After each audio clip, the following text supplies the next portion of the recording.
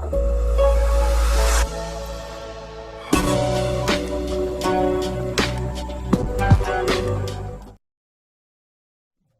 everyone, I hope you're having an incredible trading week so far. Today I'm going to do a trade recap, going over a trade that I took last week, late during London session on the 3rd of November.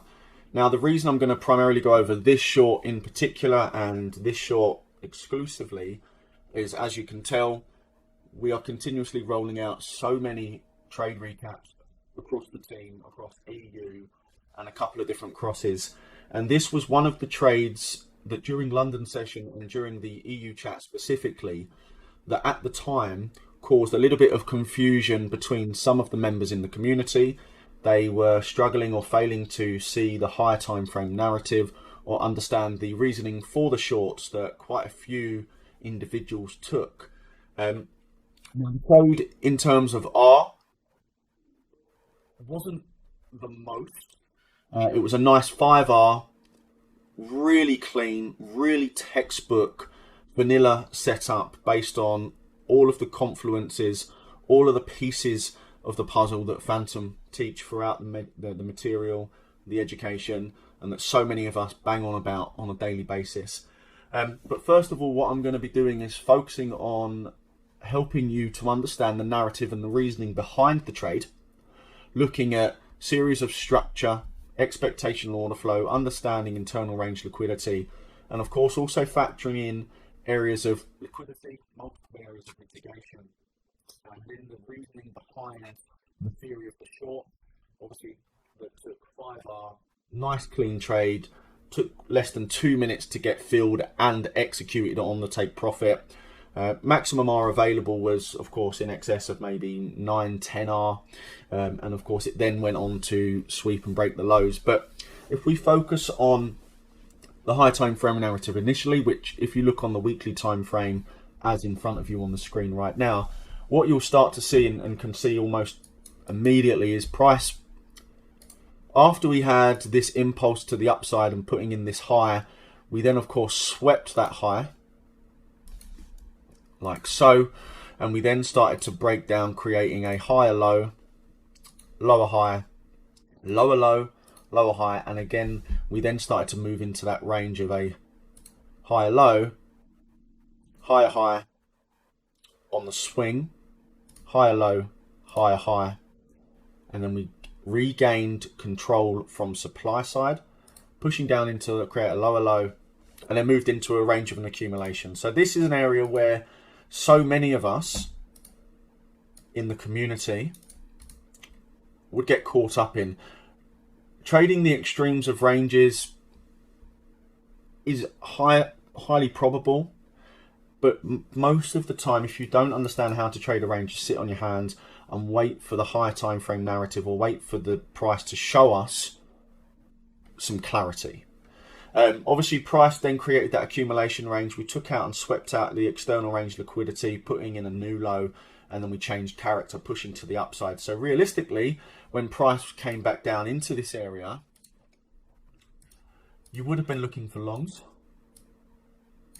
And of course, really nice long here. But what did it do next? It failed to take out this high. So based on expectation order flow, just on the weekly time frame alone, we're now expecting this price to come down and take out this low because it's considered as weak, right? Expectation order flow, we've had a failure. Price has failed to break above that previous area of supply that was mitigated. We've then obviously failed to put in a new high. So thus this low here becomes weak, looking for expectations on an order flow basis for price to come down and sweep these lows. Now, whether we're looking just to come back to mitigate something inside this area here is of course yet to be seen. But ultimately, in terms of expectation order flow, price has been putting in lower highs and lower lows. Thus, expectations are for price to break these lows. Now, once price does break these lows, when it does, the expectation of price will be to get some form of significant pullback into the premium to either look for shorts. But if, of course, once that happens, we do get a change of character in the discount, and we are expecting a pullback, then as long as we get a chock, a flip, and all of the parameters come from a higher time frame area of demand, then realistically we are going to be looking for longs into that short. So just based on the expectation, we're now looking for short. Price has made a lower high.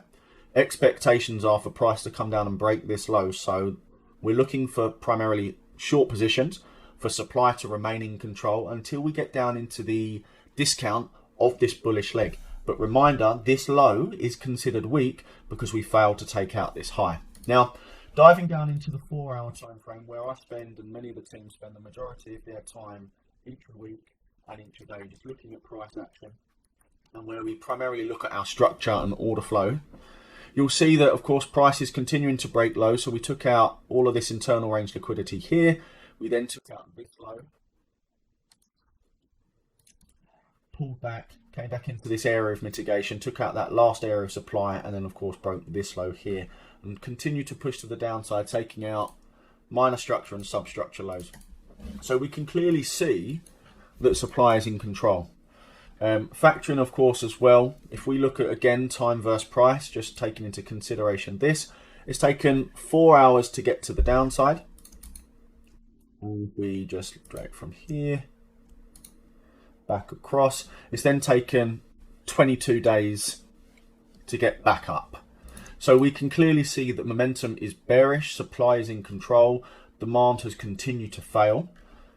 Thus, expectations are for price to pull back in to the premiums of the leg, and the shorts are highly probable or highly favorable. Now, price has obviously taken out internal range liquidity here, built liquidity, built liquidity, built liquidity, built liquidity, swept liquidity, and then we've had exactly the same scenario.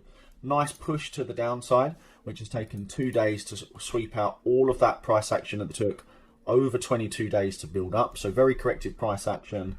Supply has taken control, liquidated all of the internal range liquidity and come back into the extremes of the leg.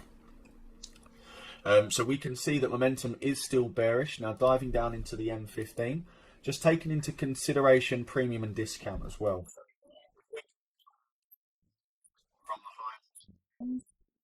Understanding EU and the characteristics. Now, EU in particular, we're going to be looking for shorts anywhere from the equilibrium, the EQ of the range.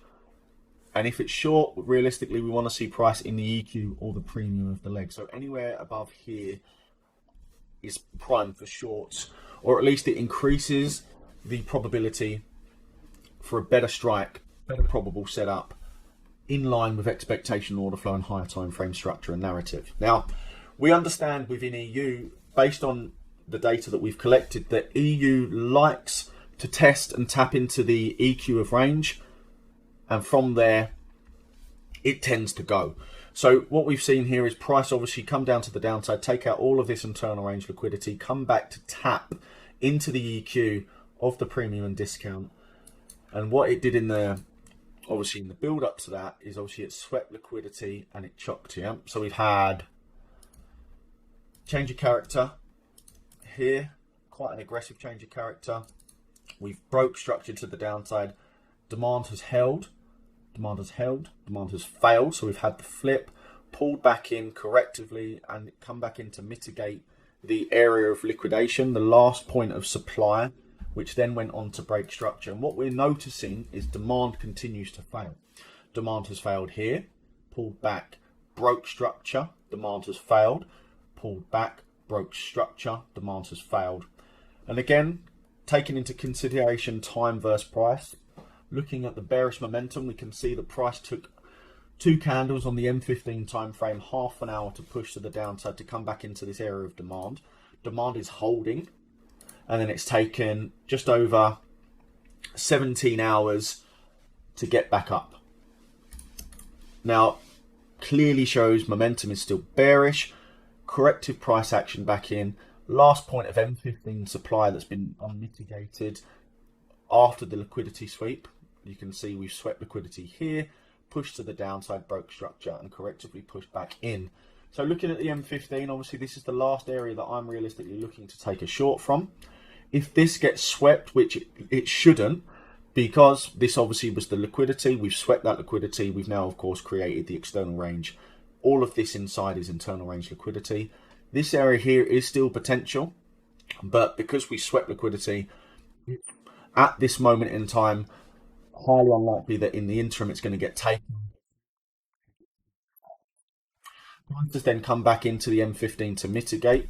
Moving down into the M1, you'll notice that price then came in to mitigate the extreme, which swept liquidity. And it was the last point of supply on the M1 at the absolute extreme, which obviously got tapped into. Had you have had a limit order on that, you may have got tagged in, factoring in spreads. Obviously, so if you had just taken into consideration that, 2 pip stop, got tagged in.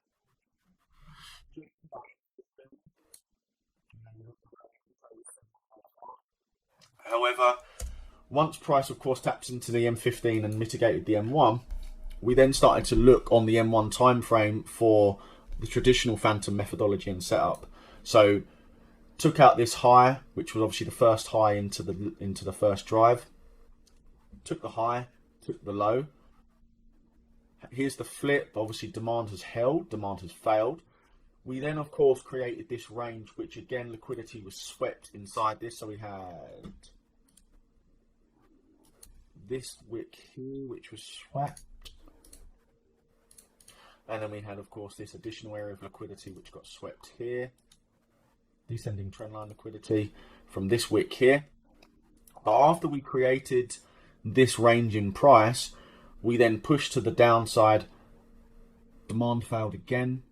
Really nice push, really nice momentum was obviously created. Haven't really tapped into anything here. Got a little bit of imbalance. We don't really have any sell to buy wicks to obviously play from. Price has just reacted, pushed back into our last area of supply. Upon point of obviously entry in terms of price, sell limit was executed. 20 ticks, which is 2 pips, was obviously on the cards in terms of my stop loss. And then, of course, price pushed to the downside with our initial target being this next point of demand, because realistically, we're starting to see, obviously, demand being respected, demand being held. Obviously, we know overall time frames, overall narrative is for shorts.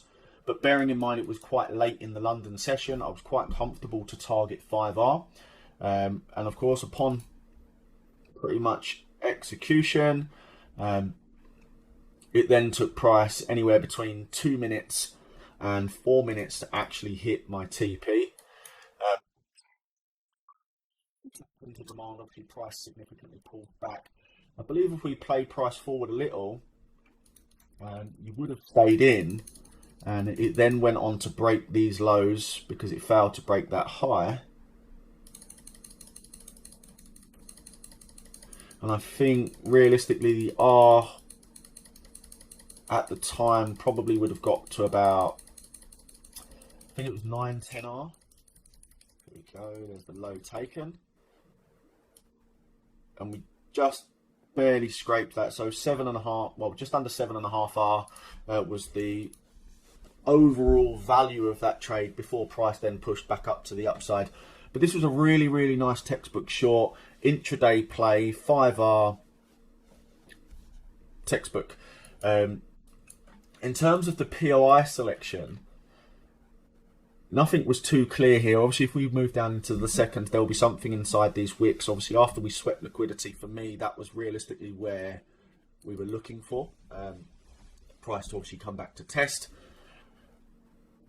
Smashed it at open. Obviously, comfortable with I could cover the high with a 20 tick stop, so 2 pips, which obviously gave me the 5R that I was looking for.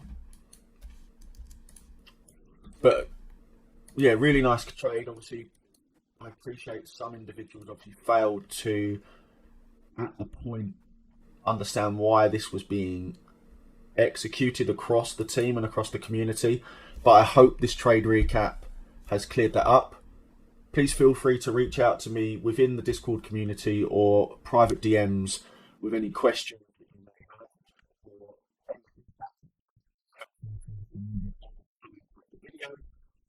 And I hope to do a lot more trade recaps now that I'm back in front of the screens a lot more. But I hope you enjoyed it. Have an incredible trading week, and I look forward to hearing from you all of your questions, queries and feedback in the coming hours and days.